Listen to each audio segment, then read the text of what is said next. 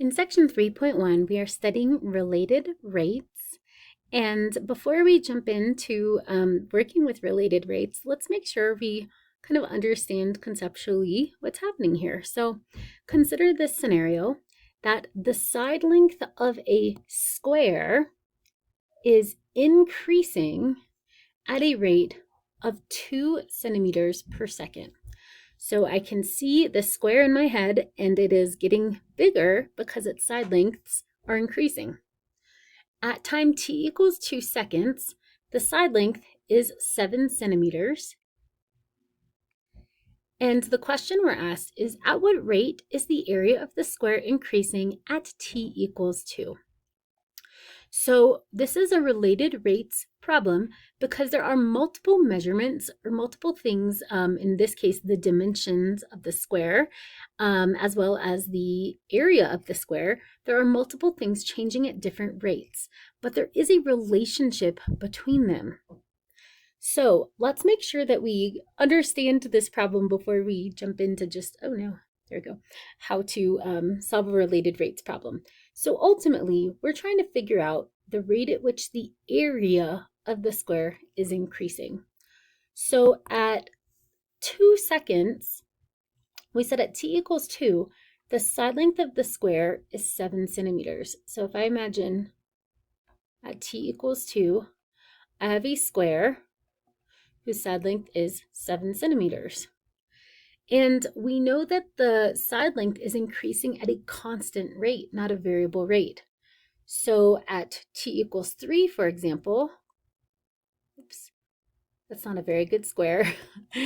At t equals 3 seconds, our side length would be, well, 2 centimeters longer, so 9 centimeters. If I go backwards in time, at t equals 1 second, our side length was 5 centimeters. So every second that passes, the side length of our square, and we know that all 4 sides are congruent, is growing at a rate of 2 centimeters per second. So every second that passes, the side length is 2 centimeters longer than it was before. Well, if I think about how that might impact the area of the square, well, the area is going to change as well. So the area of my first square at 1 second is 25 centimeters squared. And we remember, of course, that the area of a square is its side length squared. So at 2 seconds, our area is 49 centimeters squared. Should put more units in there. At 3 seconds, our area is 81 centimeters squared. So if we consider, we really have 3 variables here that are changing, 3 things that are varying. We have time measured in seconds. No, I didn't draw the picture for 4 seconds, but I bet we could put that in our table. We also have the side length of the square. I'm going to use S for side length. So we said that at 2 seconds, our side length is 7 centimeters. Before that would have been 5. And that we're growing at this steady or constant rate of 2 centimeters per second. And then finally, we also have the area of the square. So our area was 25 square centimeters, then 49, then 81, and then in the picture I didn't draw, that would be 121 square centimeters.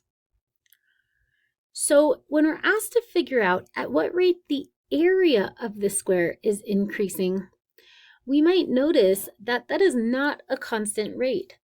The area is changing at a variable rate. So changing at a variable rate, meaning not a constant rate, whereas the side length has a constant rate of change. So if we were to use our table to maybe even estimate just a little bit, I don't think we're going to get a great estimate, but I could see that between 5 and 7 seconds, so not 5 and 7 seconds, between 1 and 2 seconds, wow, I was not looking at the right part of my table.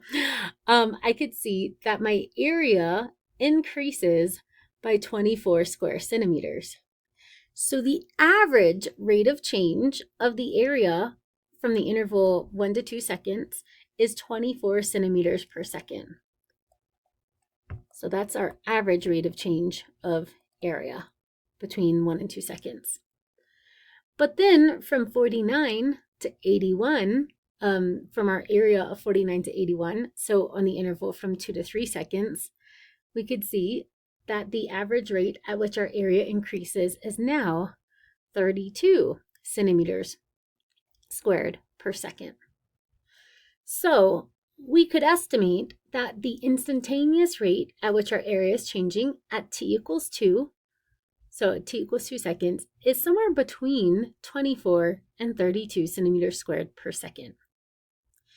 So when we're using related rates, when we have a way to relate the relationship between area and side length of a square, which by the way, we already know area is side length squared, when we can relate to relationships for two variables or quantities that are changing in our problem, we can take the derivative of that related rate equation to really get an equation that relates the rate of change for, in this case, area and side length. All right, so our first step, and we'll work through this same problem, kind of looking through these steps. When we're solving a related rate problem, the first thing we want to do is identify the rates which are given and the rates that are required. So at our problem, we were given the rate at which the side length of the square was changing with respect to time, because we're told that this is happening at t seconds. And then also, if we look at the units, the rate of change is measured in centimeters per second. So I'm going to use S for side length. So I'm going to call this ds dt, the rate at which the side length is changing with respect to time, and that is 2 centimeters per second. Now, the thing that we are trying to find is the rate at which the area of the square is increasing. So we're finding that specifically when t is equal to 2. So I could think of the rate at which my area is increasing as dA dt, the derivative of area with respect to time. And we're trying to find what that is specifically when t equals 2. All right, so in step 2, we're trying to find an equation that relates the variables. So the variables that we want to relate first are area and side length. And we already know this equation because we know that the area of a square is area equals the side length squared. So then in step 3, we're going to take the derivative with respect to time of both sides. And this is d dt, so take the derivative with respect to time. When we're thinking of a rate, if it's a rate with respect to time changing, that's why we're taking the derivative with respect to time, because our rates are going to be measured in centimeters per second or centimeters squared per second in the case of area. So when we take our derivative, we're taking the derivative of a as well as the derivative of s squared with respect to time. So I could think of it really as the derivative of this equation. And we get, on the left, we just get dA dt, right? I could also think of that as a prime of t, if I want to think of area as a function of time. On the right, remember, these are implicit derivatives because, again, we're taking the derivative of something with respect to a different variable. So I'm going to use my derivative rule, my power rule. I get 2s, but I have to multiply by ds dt. So this is an application of implicit differentiation when we do this. All right, so this is our equation. That is what I call our related rates equation. dA dt is 2s times ds dt. And so we can only have one unknown, right, in our equation. That's our dA dt. So in order to find dA dt, we have to know what s is when t equals 2, and also what ds dt is. So we were told again in the prompt that ds dt, the rate at which the side length is changing with respect to time, is always 2. We also know that in the instant that t is equal to 2, like when t equals 2, our side length is 7 centimeters. So when I'm finding dA dt, I could show dA dt. I'm going to evaluate this for when time is 2. That's going to be equal to 2 times my side length, which we said is 7 centimeters when our time is 2 seconds, times ds dt, which is always 2 centimeters per second.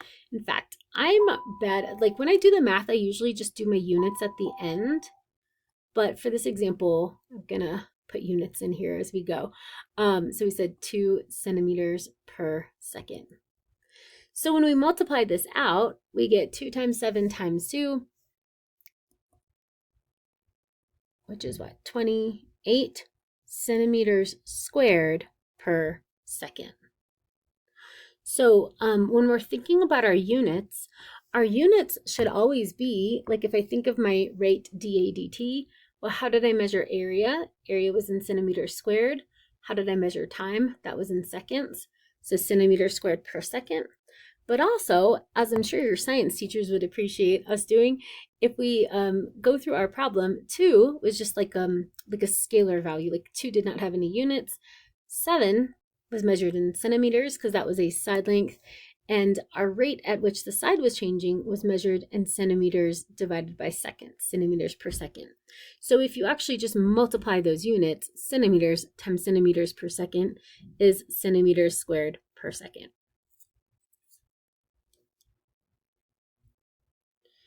All right, so in this next example, we're told a spherical balloon with a radius of r has a volume of v equals 4/3 pi r cubed. And that is the volume for any sphere. If the volume is decreasing, so the volume is decreasing at a constant rate of 5 centimeters cubed per minute, we are asked to find the rate at which the radius is changing at the instant the radius is 4 centimeters. So that's a lot to unpack. I'm going to read it again. A spherical balloon with a radius of r has a volume of v equals 4/3 pi r cubed. If the volume is decreasing at a constant rate of 5 centimeters cubed per minute, or 5 cubic centimeters per minute, dv dt is going to be the rate at which the volume is changing with respect to time. And since our volume is decreasing, that means its rate of change must be negative. So we really have to watch out for this language around if something is increasing or decreasing, because we're never going to say the volume's decreasing and then give you a negative rate. So if we're decreasing at a rate of 5 cubic centimeters per minute, our rate of change must be negative for the volume to go down with respect to time. All right, so we are asked to find the rate at which the radius is changing. So we're trying to find dr dt, the rate at which the radius is changing with respect to time at the instant that the radius is 4 centimeters. So we're going to find dr dt and evaluate this where the radius is 4 centimeters.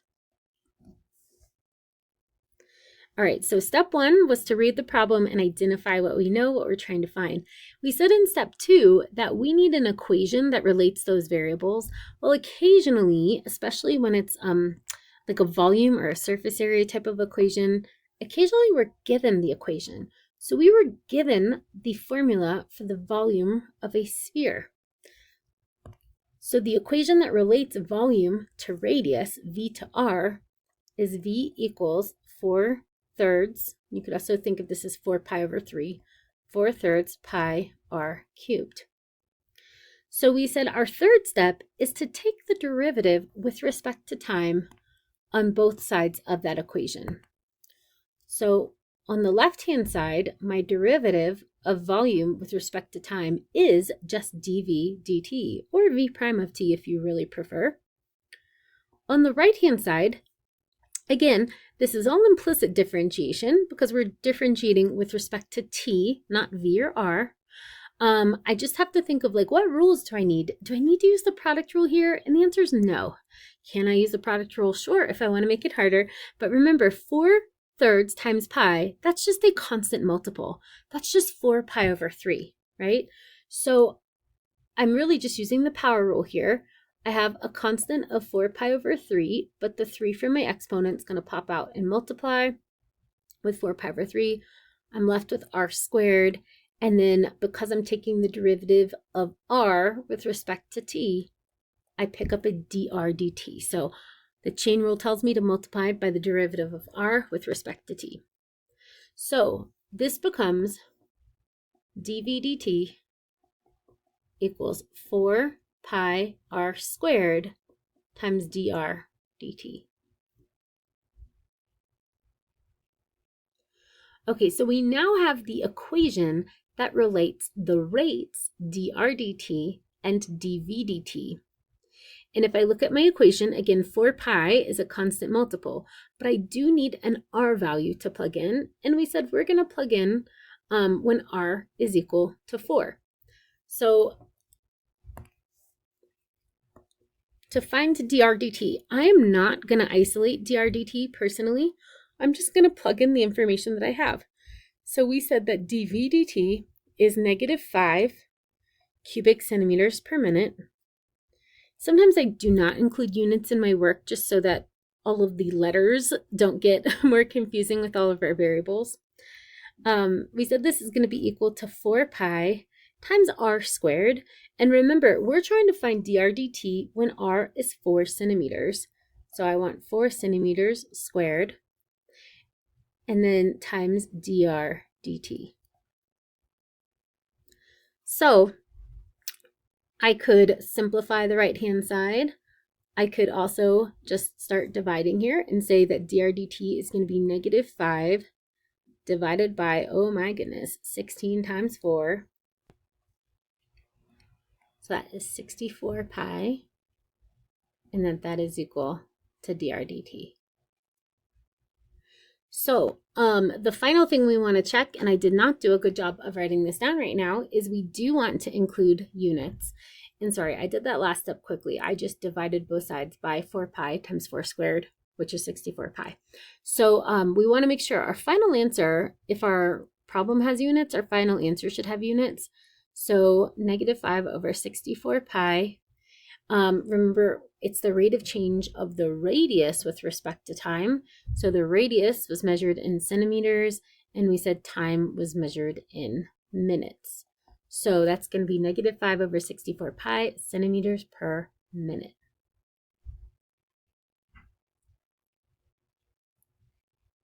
All right, one more similar problem. In fact, you might want to just pause the video, try this one on your own, and then resume. So the radius of a circle is increasing at a rate of 10 centimeters per second. So the radius is increasing at a rate of 10 centimeters per second. So that is going to be, I'm going to call that dr dt, the rate of change of the radius. Since it's increasing, our rate is positive. We're asked, at what rate is the area of the circle changing? So at what rate is the area of the circle changing? That's dA dt. At the instant, the area is 25 pi.